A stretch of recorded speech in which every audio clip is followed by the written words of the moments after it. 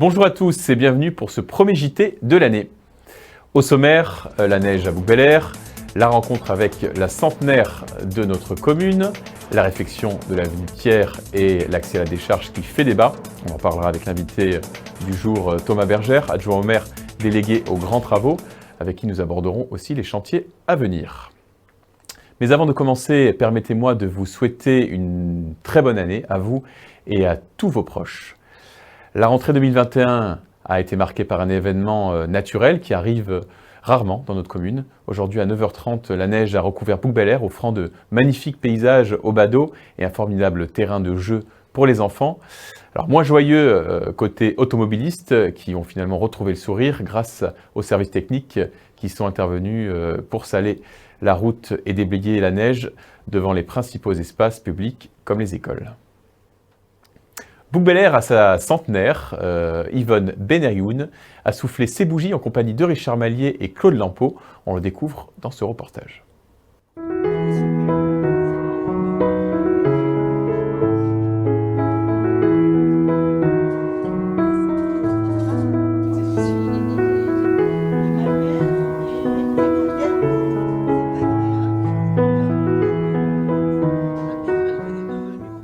Je vis normalement, les années passent, mais pour moi, j'ai jamais fait attention aux années. Jusqu'à ce que je me trouve aujourd'hui, on me dit « vous avez 100 ans ». Eh bien, je lui ai dit « je me suis même pas rendu compte ». Je me suis pas rendu compte. Je trouve que c'est merveilleux d'arriver là. C'est beau, c'est très beau. Surtout entouré de tout le monde, ça fait plaisir de ne pas être seul.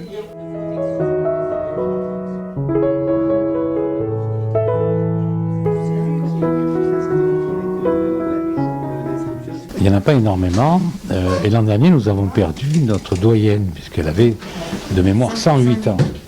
Et puis il y en a quelques-uns, mais on ne les connaît pas tous nécessairement. Parce qu'encore faut-il qu'ils soient inscrits auprès de chez nous, qu'ils soient inscrits sur les listes électorales, c'est le b.a.-ba, mais bien souvent, quand ils arrivent à un certain âge, bon, ils peuvent plus se déplacer ou ils sont assistés dans des maisons, enfin, ils n'ont plus leur autonomie, de ce fait, ils ne viennent pas voter, on ne sait pas, voilà. Donc on peut toujours essayer, mais chaque fois qu'on sait, je tiens à marquer le coup, parce que c'est vraiment... Ça restera toujours un âge extraordinaire, quoi. Je veux dire, 100 ans, tout le monde n'y arrive pas et tout le monde est loin d'y arriver. Et nous souhaitons tous d'ailleurs y arriver en bon état, comme Madame Benayoun, qui est extraordinaire, qui est belle comme tout là.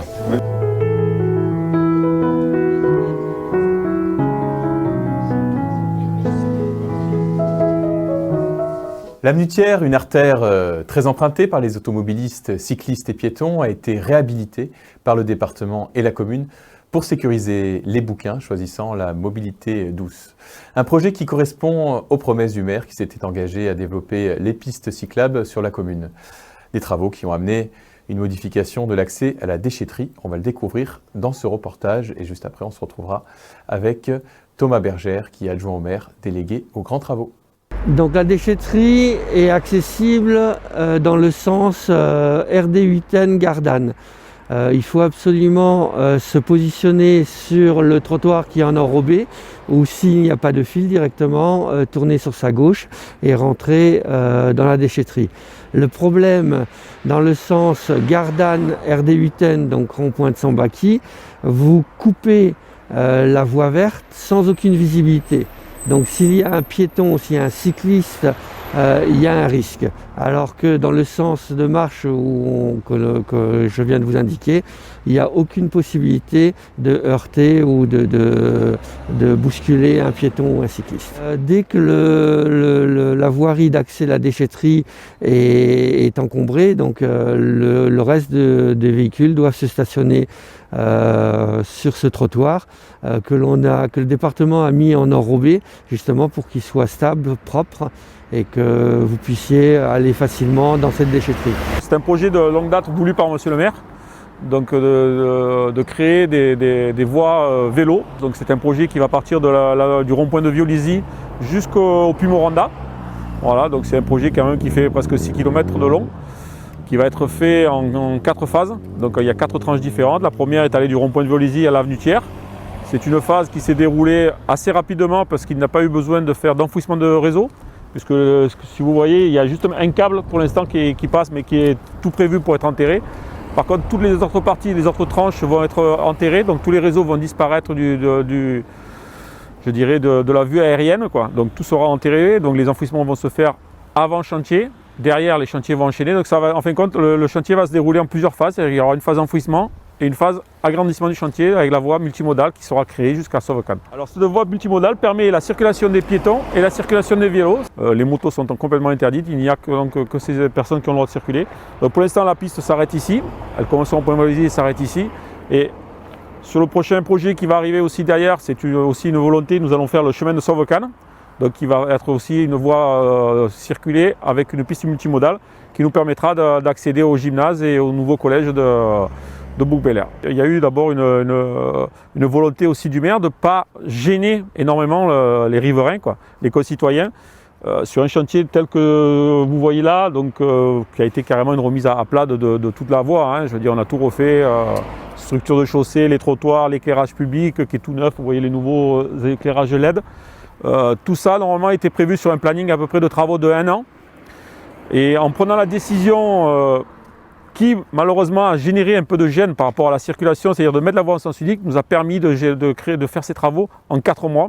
Et 4 mois, en considérant que juillet et août faisaient partie des mois, c'était pas mal, quoi. Donc le maire a préféré choisir cette option.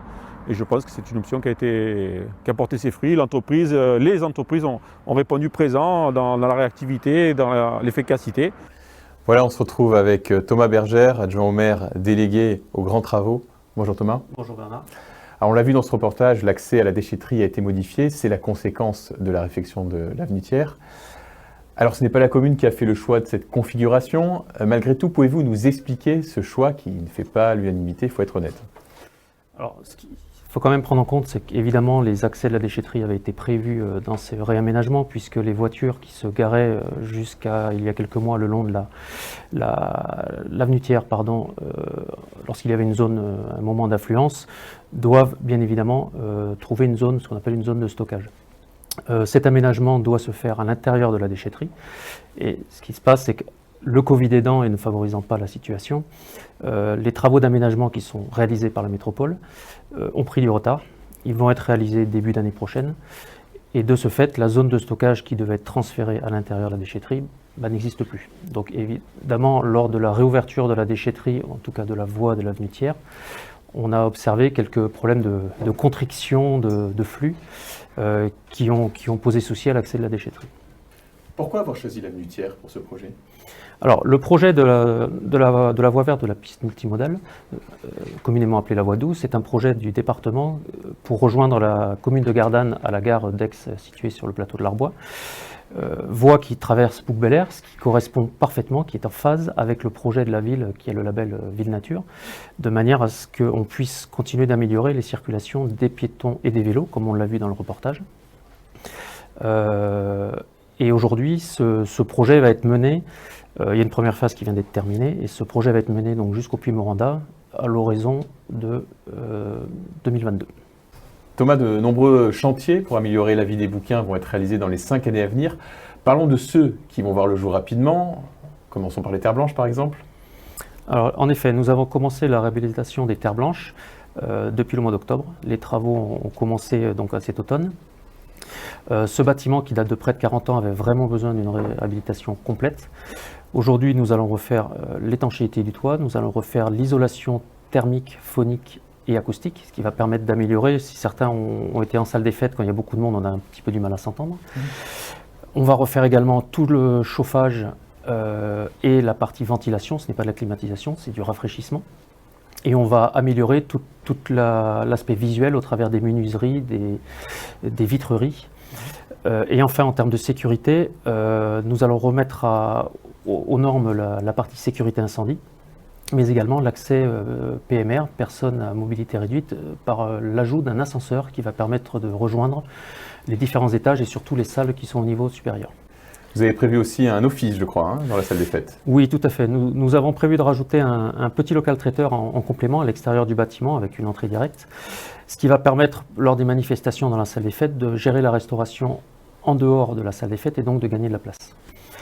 En parallèle, sur le gymnase, on faisait face lors des manifestations sportives à un problème d'accès puisque l'accès unique se faisait par l'entrée principale, ce qui contraignait les spectateurs de traverser les terrains de sport pour rejoindre les gradins.